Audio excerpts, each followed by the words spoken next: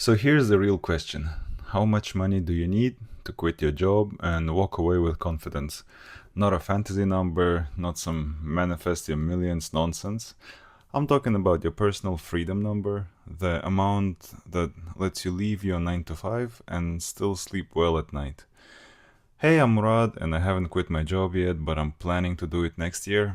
And I'm documenting everything, the financial prep, the exit strategy, and so on. So today I'll walk you through how I calculated my freedom number and how you can calculate yours too. So let's be clear, I'm not quitting because I hate my job. I actually work in a stable role in finance. The salary is decent, the benefits are okay, but here's the truth. I'm trading too much of my life for it. I work all day in corporate and at night I work as a medical interpreter. I'm making ends meet, even saving, but it's not sustainable. I barely see my wife. I have zero creative freedom.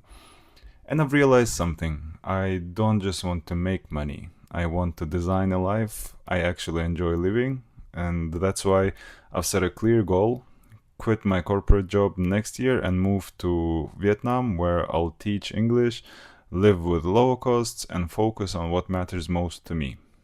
So, this video isn't about telling you to quit, it's about helping you figure out what your version of freedom looks like and how much it costs. So, let's break down the numbers. So, you can't quit without knowing how much it costs to live. So, first, I calculated three budgets for living in Vietnam. So, the first one is bare minimum, pure survival, I call it. So, rent, a small apartment is $300, groceries 200, eating out and coffee 100, utilities and internet another $100, transport 100, health insurance 150, and some emergency buffer $200. So the total is 1,150 a month, and but that's just pure survival, yeah. Comfortable living is around $1,500 a month, and freedom budget is around 2,000 and above. So I realized that I don't need $5,000 a month to live freely. I need to cut unnecessary complexity and know exactly what enough means for me. So for now, I'm basing my plan on the bare minimum of $1,150 a month. That's my survival number. So now that I have my number, the next step is building my runway, a cushion of savings to survive while I transition. My target is 12 months of runway at $1,150 a month, which equals to 13,800. That gives me peace of mind. If something goes wrong, I won't panic. I'll have a full year to pivot. Right now, my wife and I save around 60% of our combined income. We keep things simple, no car payments, no wild spending. I'm also setting aside extra for visa costs, flights, and any emergencies that may come up during the move to Vietnam. And one important mindset shift is I'm not saving to escape, I'm saving to create. I'm creating space for a slower, saner, more meaningful life. So let's talk about income, because quitting your job doesn't mean quitting money, right? So my primary plan after moving to Vietnam is teaching English. It's practical, in demand job that gives me time flexibility and stable income. I already speak English fluently. Well, I hope. And I'm currently researching TEFL certification to make sure I meet local requirements.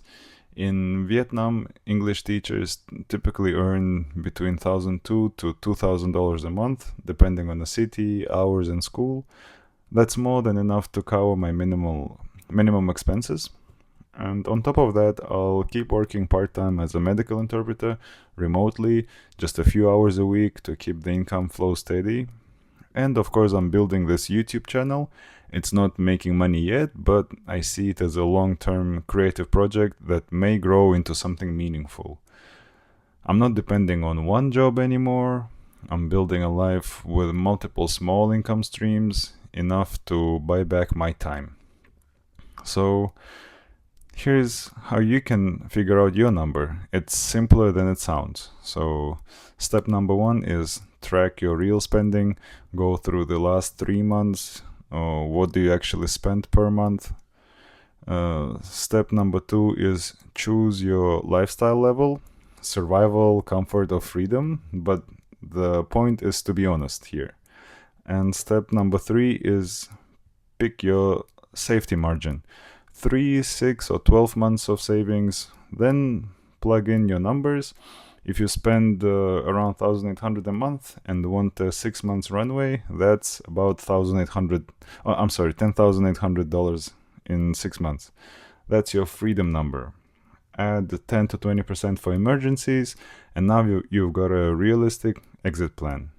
It won't be perfect, and you won't feel 100% ready, but clarity gives you confidence. So, how much money do you really need to quit your job? So, enough to cover your needs, enough to buy time, enough to stop surviving and start designing your life.